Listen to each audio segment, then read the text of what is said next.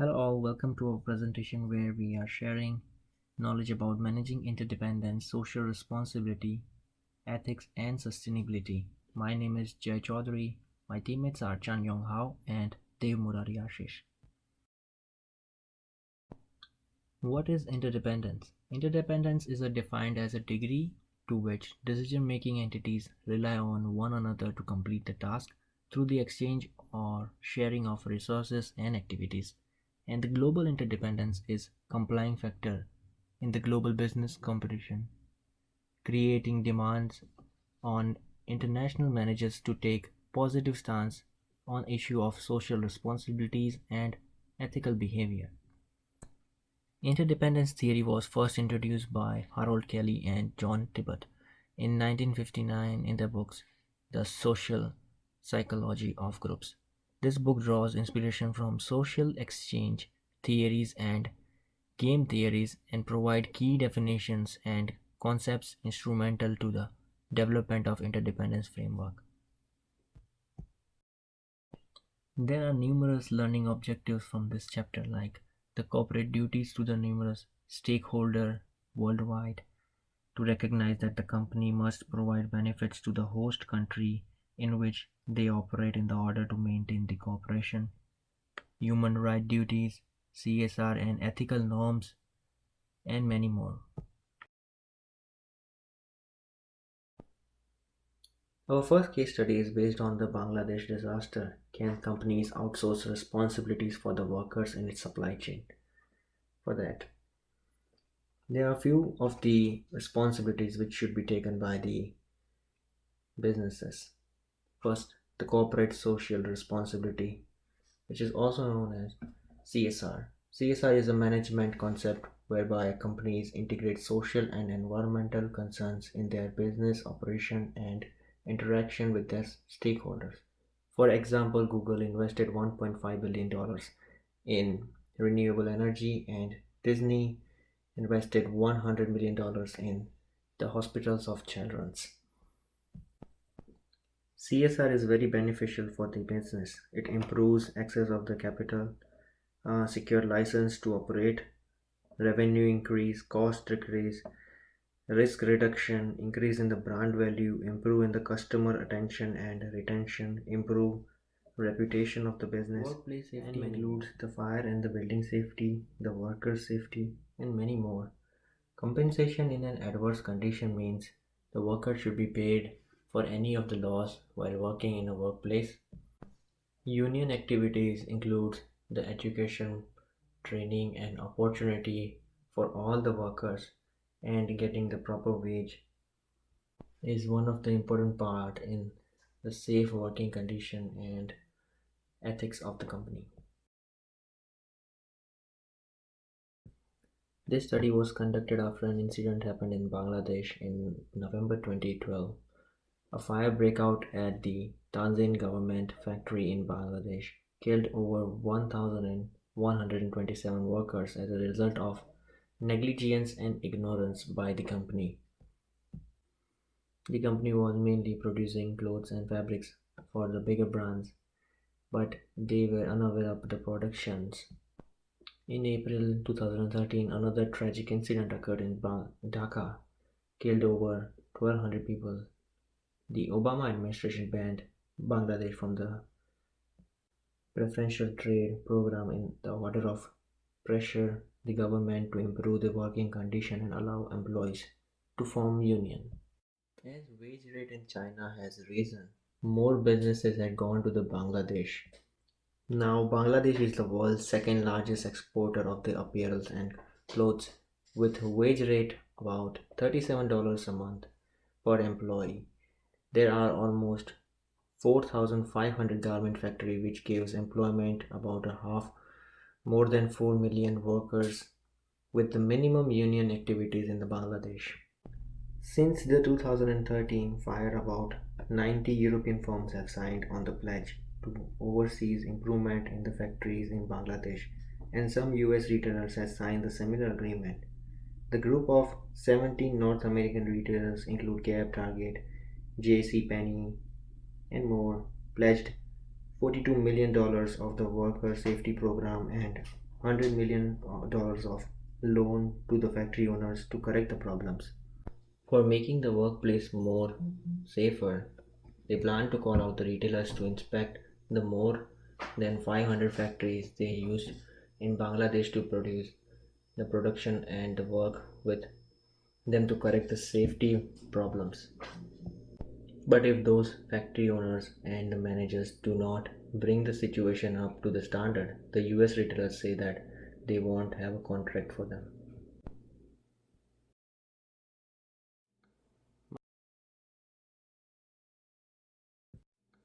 My second case study focuses on the bribery.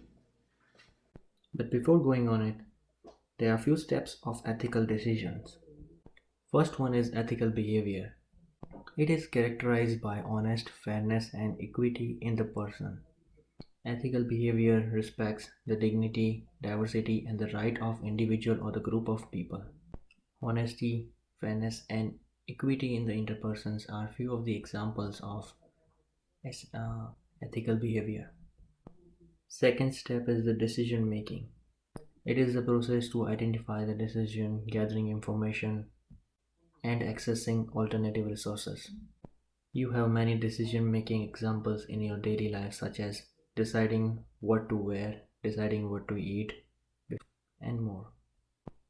Third step is the weighing ethical stakeholders' right.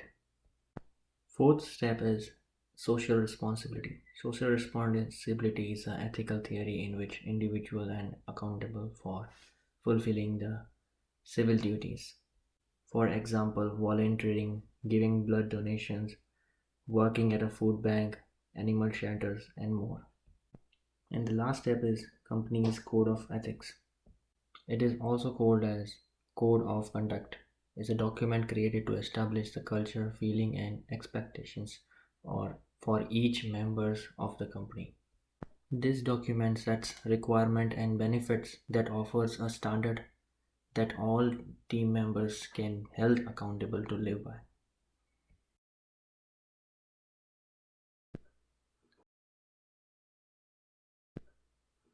Our fourth case study is on Under the Lens. Rolls-Royce accused the bribery. So, what is bribery? Bribery.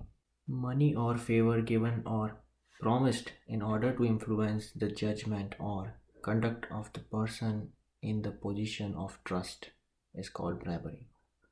Sometimes that served to induce or influence.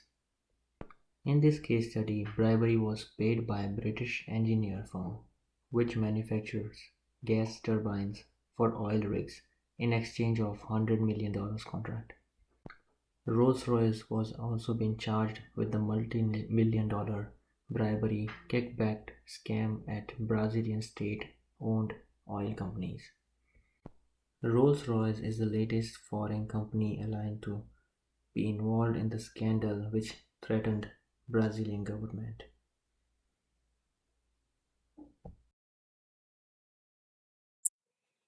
Hi, my Hi, my name is Jason, and I will be discussing case 2 and case 3. Case 2 focuses on shared value, and case 3 focuses on human rights. Oftentimes, corporations are blamed for causing problems to society and the environment, such as overusing resources, dumping toxic waste, and exploiting workers. These are all threats to profit making, and only focusing on profit is a short sighted approach to value creation. Shared value is a concept by Michael Porter and Mark Kramer. The approach is to see these threats as opportunities for profit while giving back to society by expanding the economy and social value. Shared value operates on three stages: reconceiving products and markets while still meeting the demands of consumers, redefining productivity in value chain through social and or environmental innovation, and cluster development supporting industries and local economies. Walmart, for example, decided to reduce its environmental footprint by reducing plastic packaging. They also reduced 100 million miles in delivery routes while saving up to $200 million. Google's approach was to establish their company in Europe. This gives them a presence in Europe while helping to stimulate the local economy by hiring employees. Case 2 focuses on Nestle and their approach to shared value.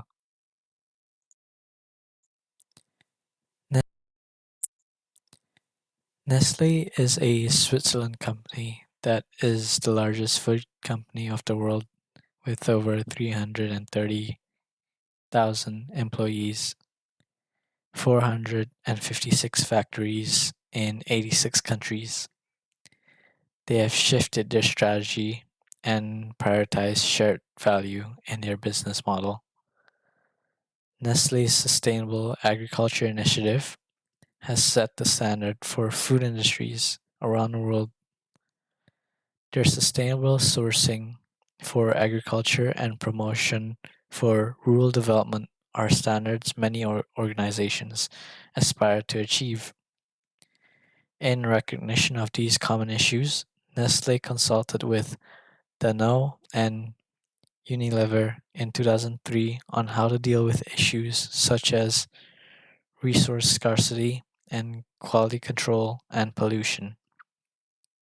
Today, Nestle focuses on sustainable water sources, nutrition, and rural development, and they have incorporated their strategy in all parts of their organization, from employees to farmers to directors to consumers. An appropriate example of shared value from Nestle would be Nestle Bangladesh sources raw materials from their local suppliers and farmers, giving them fair prices while this reduces their dependency on imported products. Additionally, Nestle has a clean drinking water project, which they have provided water tanks for schools in Gazipur, which helped 43,000 students. Case 3 Case 3 tackles MNC's responsibilities towards human rights. As we have discussed in class, sweatshops is the term used when a company has violated two or more labor laws, which violates human rights and has harsh working conditions. This has bred the Anti-Sweatshop Code of Conduct introduced by Bill Clinton, which ensures that companies provide a safe and healthy working condition and that local minimum wages are met, amongst other requirements.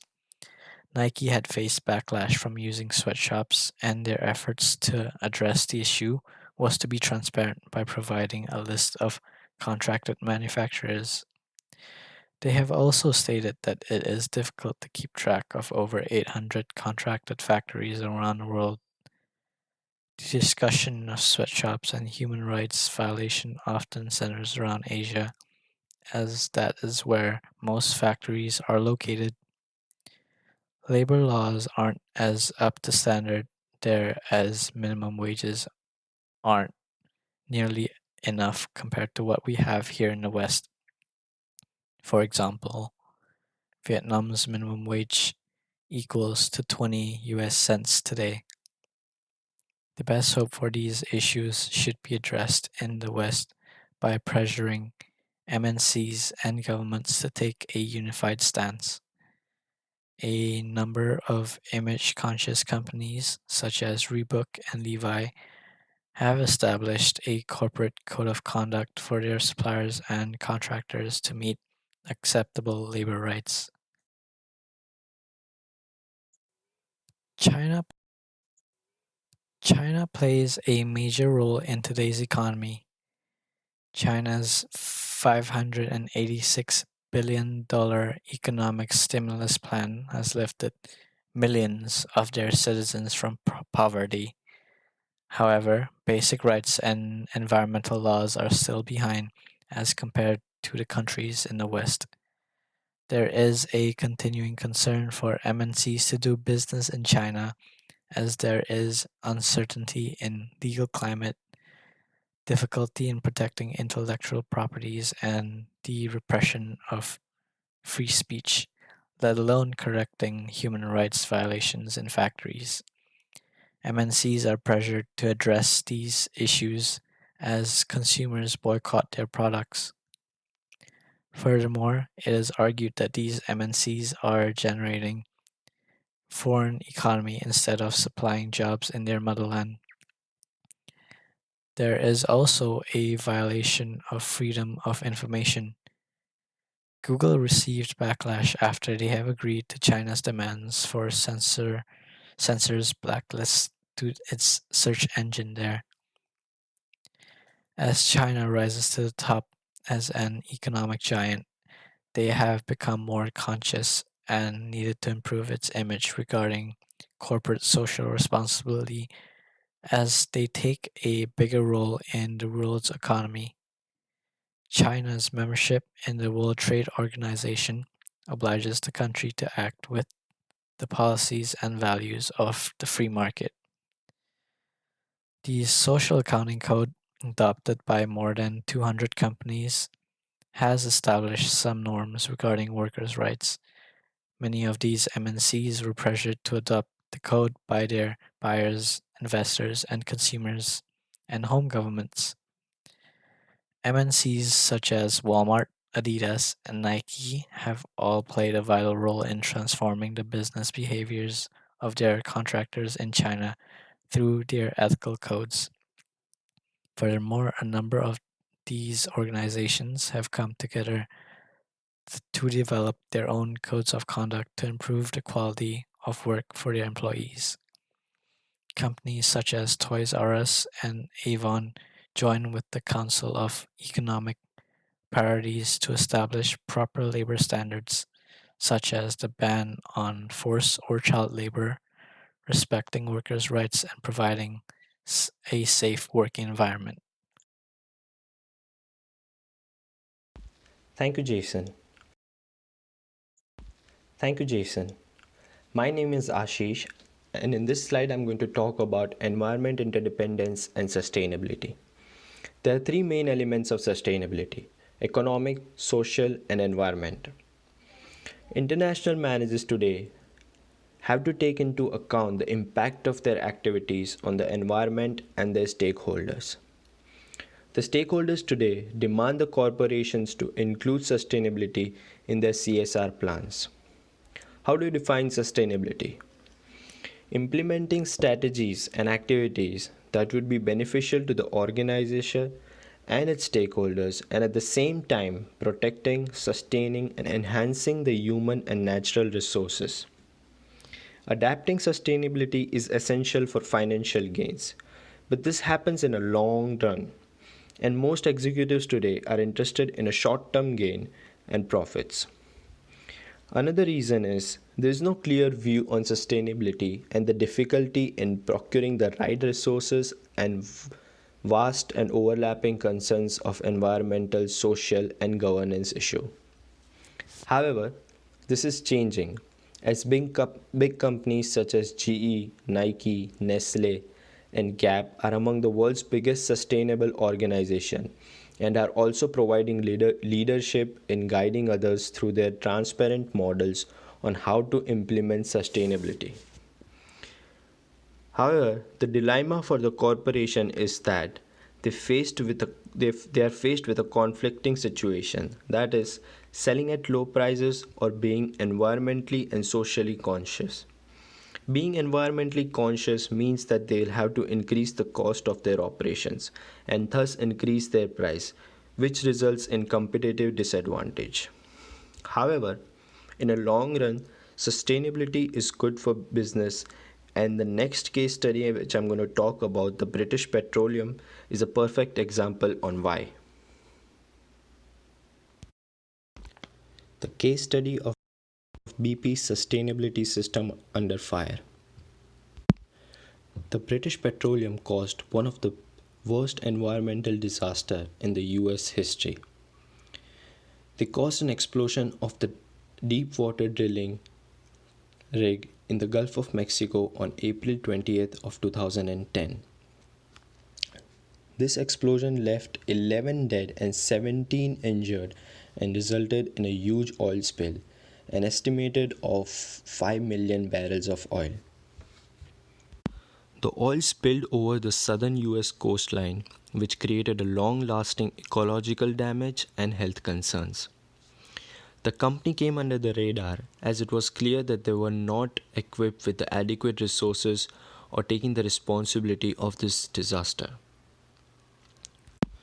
It also came to light that this was not the first mishap caused by them, as it happened early in 2006 at the Pearl Bay in Alaska, resulting in more than 212,000 gallons of oil spill. British Petroleum was accused of negligence and greed by the Presidential Oil Spill Commission, which issued in its report. They also stated that the errors in the plant and work of the owner. BP was aware about these errors for 3 years and decided not to fix it, to save about 5.5 days and $2 million. BP was later ordered to pay for the cleanup of the beaches and waters in the Gulf, the local residents that were affected by the oil spill, the fishing and tourism industries, and a penalty of Clean Waters Act, and also the shareholders' value. The total cost of this was $54 billion in cash. British Petroleum promoted its Sunburst logo and Be Green campaigns, but after the explosion, its reputation was based on what the company did or did not do and not what it claimed to do. As a result of this, BP also lost its market value by $100 billion. This is a lesson for a lot of corporations out there to take up CSR policies voluntarily and start looking at it as long-term benefits. CSR importance. After British Petroleum catastrophe, many corporations raised concerns about the importance of voluntary CSR policies and their reports. Corporates had to focus on implementation of sustainability strategies. Multinational enterprises out there must take the lead in dealing with ecological interdependence by integrating goals of sustainability with strategic planning. Global managers need to deliver more value and reduce the footprint of their organization.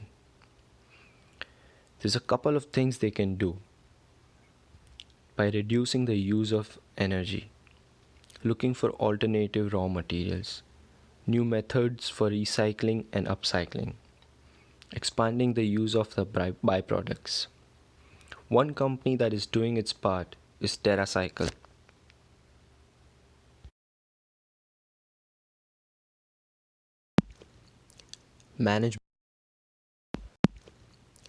Management in action.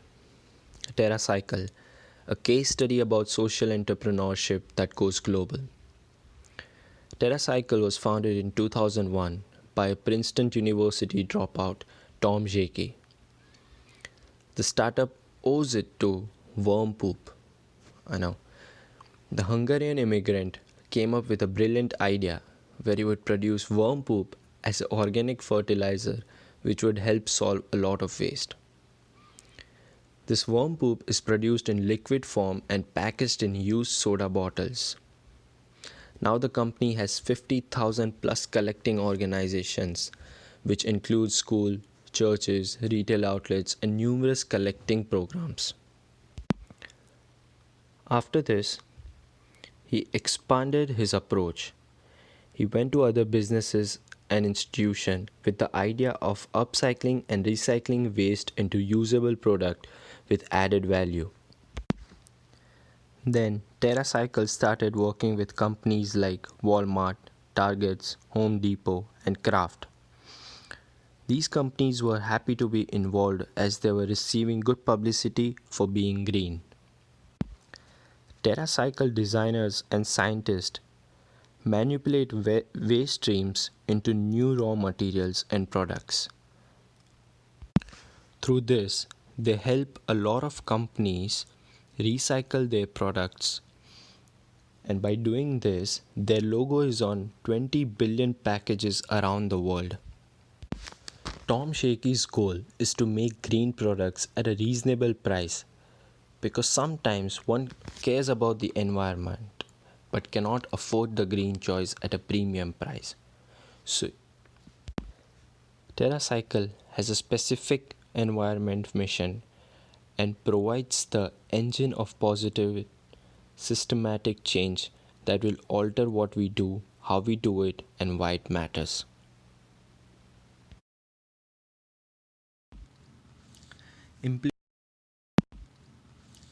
Implementing sustainable strategies. Epstein created a corporate sustainability model which equips managers with a system for examining, measuring, and managing the drivers of corporate sustainability. But for the success of this model, the top leadership needs to be 100% committed to the idea that sustainability as a process will benefit the company, not immediately but definitely. As you can see, in this model, the external context is the company's locations.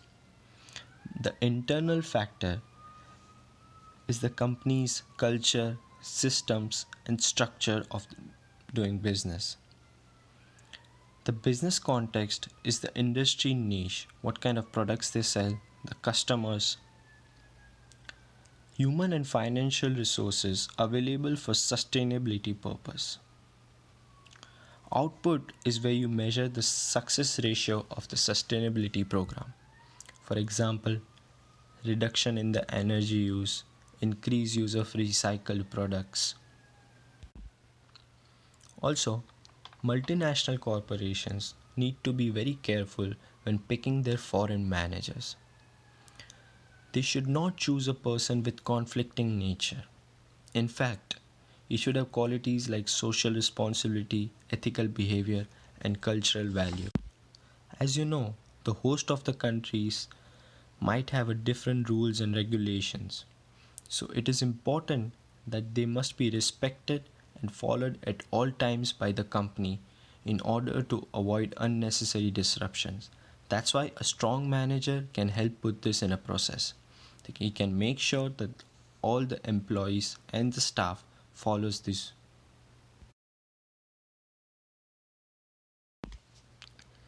Case study of Levi that looks to cut its cloth differently by rewarding responsible suppliers. The San Francisco based company Levi's is offering a new financial incentive to its supplier all around the globe, including countries like China and Bangladesh. To be eligible for this incentive, one must meet an environmental, labor, and safety standard. It would provide lower cost working capital to all of its 550 suppliers that follow the standards. The International Finance Corporation will be providing a lower interest rates on working capital. In return, they need to improve the environmental performance and the condition for their workforce. The IFC came up with this after the 2013 Rana Plaza incident. A garment factory had collapsed in Bangladesh, killing 1,100 people and many injured. After the incident, the consumers and the IFC are really digging at the fashion brand's supply chain all over the world and how the clothes are made and what are the safety standards. Some of the consumers are even making sure that they buy from the brands that are following all the safety standards and making sure that their employees are paid well. It is believed that the suppliers need to be scrutinized as the financial incentive can result in fraud.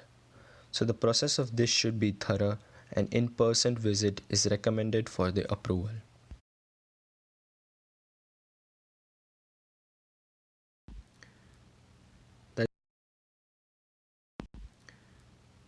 That's the end of our presentation, guys. Thank you so much for listening.